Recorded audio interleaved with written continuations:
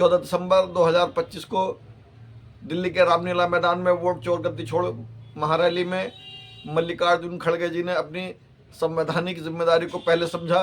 वो अपने बेटे के ऑपरेशन में बेंगलोर नहीं गए, जबकि उसी दिन उनके बेटे का ऑपरेशन 8 घंटे का बड़ा ऑपरेशन हुआ। उनके घर वालों के कहने पर भी उन्होंने कहा कि बॉर्डर पर फौजी अपनी जिम्मेदारी निभाते हैं, तो जनता के लिए मेरी ये संवैधानिक जिम्मेदारी बहुत ज़रूरी है, और वो वोट चोर गद्दी छोड़ महारैली में शामिल हुए। हमारे लोकसभा के नेता जोश के साथ अभी राहुल गांधी जी ने अपने विचार आपके सामने रखे और श्रीमती प्रियंका गांधी जी, वेणुगोपाल जी, अजय माखन जी और इस मंच पर बैठे हुए सभी नेतागण और यहाँ पर पधारे हुए हमारे भाइयों बहनों, नौजवान साथियों और युवा मित्रों, मैं ज्यादा कुछ आपके सामने बहुत से मुद्दे नहीं रखना चाहता। सिर्फ आपको ये कहना चाहता हूँ, जो राहुल गांधी जी इस देश के लिए, इस देश के जनता के लिए जो लड़ रहे हैं, उस लड़ाई को मजबूत करना हम सब का काम है। ये मैं आपसे विनती करने आया। अगर आप उन विचारों को मजबूत नहीं करेंगे, समझो ये आपका नुकसान है, देश का नुकसान है, उनका कोई नुकसान नहीं है। अरे देश अगर बचाना है, तुम अपने वोटों को बचाना है, अपने वोटों को अगर सुरक्षित रखना है, अपने हकूक को मजबूत करना है, इस संविधान को अगर बचाना है, तो आप काम कर सकते हो अपने लिए। हमारे काम को, हमारे विचारों को आगे ले जाने का काम राहुल गांधी जी कर रहे हैं, सोनिया गांधी जी कर रहे हैं, आज प्रियंका जी भी कर रही है। तो ये हमारी जिम्मेदारी बन सकती कि हम एक होकर उनके विचारों को मजबूत करें, साथ ही साथ कांग्रेस पार्टी की जो विचारधारा है उसको लेकर आगे बढ़े। कांग्रेस पार्टी की विचारधारा ही देश को बचा सकती है। भागवत की विचारधारा, गोलवाल गुरु जी की विचारधारा या हमारे मनुस्मृति की विचारधारा ये देश को बचाएगी नहीं, ये देश को खत्म कर देगी। और उसी रास्ते पे मोदी चल रहे हैं और उसी रास्ते पे बीजेपी चल रही है। आहिस्ता आहिस्ता ये लोग संविधान के खत्म करने की कोशिश कर रहे हैं। और जो हिंदू धर्म में तो सब लोग हैं, हिंदू धर्म के नाम पर, हिंदुत्व के नाम पर वो लोग फिर गरीबों को गुलामी में रखना चाहते हैं। अगर तुम गुलामी में रहना चाहते हो, अगर अपने स्वाभिमान को धक्का देने के लिए उनको आह्वान करते हो, तो आप पूरा खत्म हो जाए। अरे देश जो आजादी मिली, वो आजादी कांग्रेस ने दिलाई, मोदी ने दिलाई। अरे मोदी अभी पैदा भी नहीं हुआ था। हाँ? अमित शाह वो तो और भी बच्चा था। अरे ये लोग हमारे खिलाफ बात करते हैं, नेहरू के खिलाफ बात करते हैं, गांधी के खिलाफ बात करते हैं, अंबेडकर के खिलाफ बात करते हैं।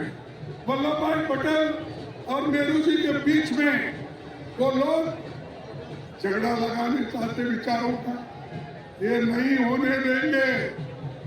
और दूसरी तरफ वोट चोरी, ये गद्दार लोग हैं। इन गद्दारों को आपको हटाना होगा। अगर आप अपनी सुरक्षा कर लेना है, आप मजबूत बनना है, तो इन गद्दारों को हटाओ। उसके लिए ही राहुल गांधी जी ने 600-800 किलोमीटर उन्होंने चला। और ये सब बीजेपी में नेता लोग हैं, वो सब नाटक करने वाले हैं, ड्रामेबाजी के लोग हैं। वो कभी चले नहीं, कई गरीबों से मिले नहीं, सिर्फ अपना प्रचार करते फिर हर बात को प्रचार। और अब हमारे को परसों कुछ उनके बीजेपी के लोग एक सवाल उठाए थे। वो कह रहे थे कि पार्लियामेंट के बाद राहुल गांधी जी बाहर जा रहे। अरे जब पार्लियामेंट चलती है तो मोदी जी बाहर जाते हैं, पार्लियामेंट में नहीं आते। पार्लियामेंट में बैठकर हमारे सवालों का जवाब नहीं देती।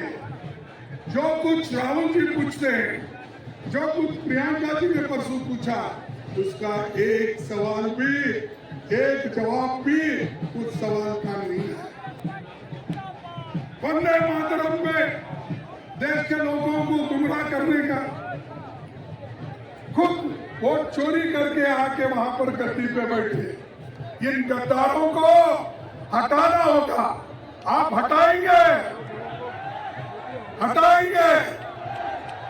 तो हम आपका पूरा साथ देंगे। और राहुल गांधी जी, प्रियंका जी, हम सोनिया गांधी जी और इस मंच पे जितने लोग यहाँ बैठे हुए, वो सब आपके साथ हैं। और ये सभी लोग बीजेपी के विचारधारा को, आरएसएस के विचारधारा को खत्म करने का एक उन्होंने शपथ ली है। और आपको भी उस शपथ के तहत चलना पड़ेगा। आरएसएस और बीजेपी ये जो विष की बीज बो रही है, ये बहुत खतरनाक है, खास करके गरीबों के लिए। मैं किसी जात पात की बात नहीं बोल रहा हूँ, चाहे एससी हो, एसटी हो, ओबीसी हो, जनरल लोग हो, किसी जात के लोग। अगर गरीब के हाथ में जो बाबा साहब अम्बेडकर, पंडित जवाहरलाल नेहरू जी और कॉन्स्टिट्यूंट असेंबली ने मिलकर ये जो आपको हक दिया, संविधान दिया और वोट डालने का अधिकार दिया, अगर ये वोट डालने का अधिकार ही चले गया, आप क्या करेंगे?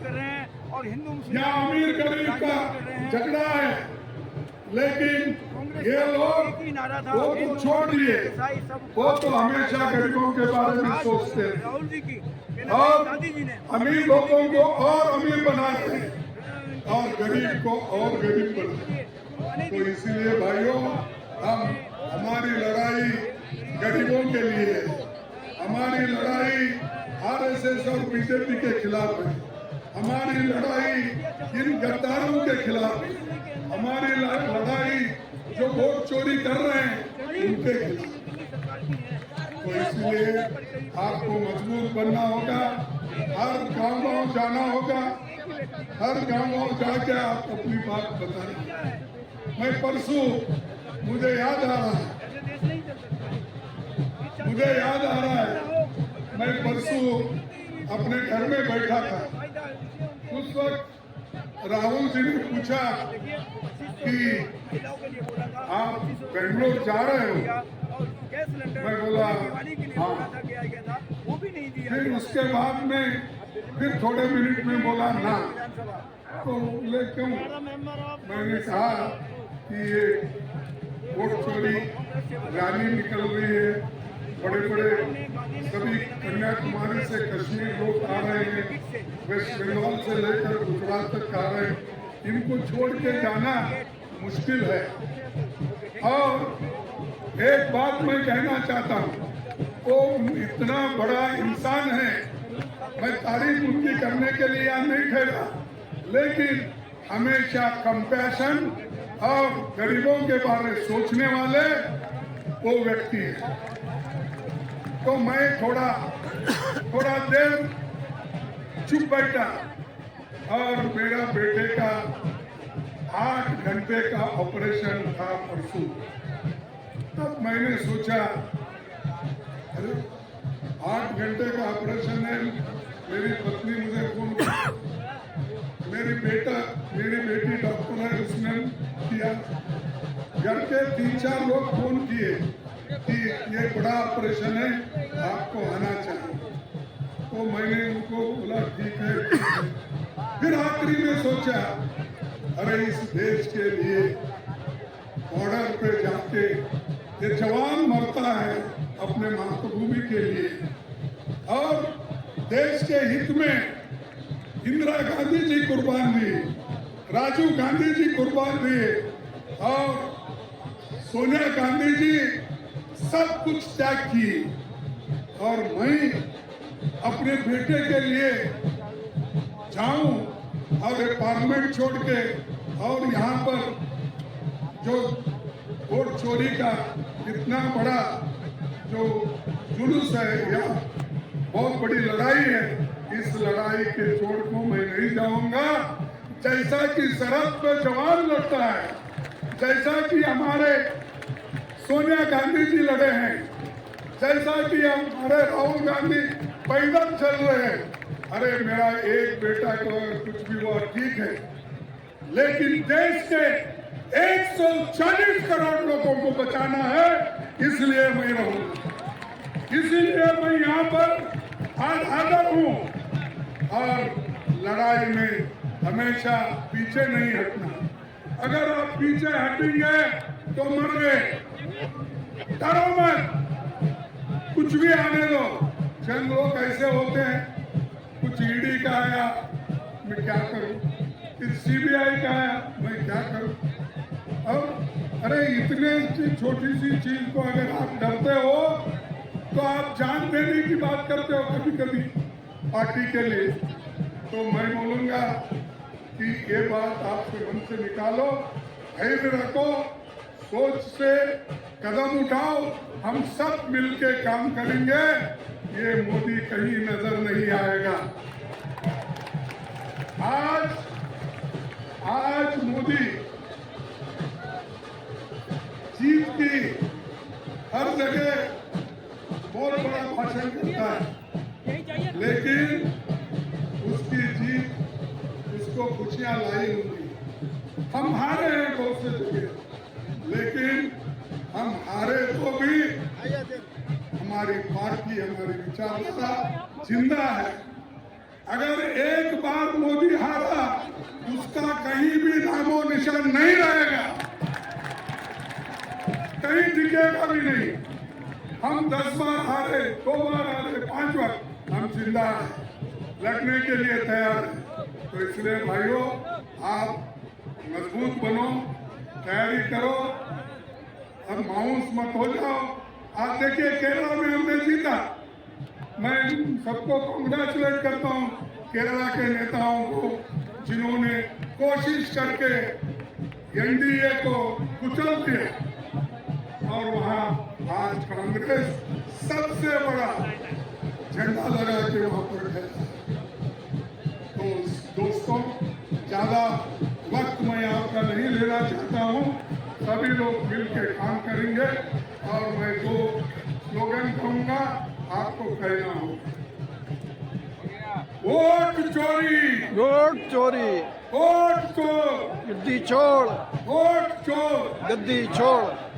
जय हिंद, जय हिंद, जय हिंद, जय हिंद, जय हिंद, जय हिंद। वंदे मातरम, वंदे मातरम, वंदे मातरम। ये वंदे मातरम भी हमारा चोरी करके वो लोग अब कर रहे हैं। तो इसलिए इन चोरों के ऊपर आप भरोसा मत करो, हम आपके साथ हैं, लड़ते रहेंगे। धन्यवाद, सबको नमस्कार।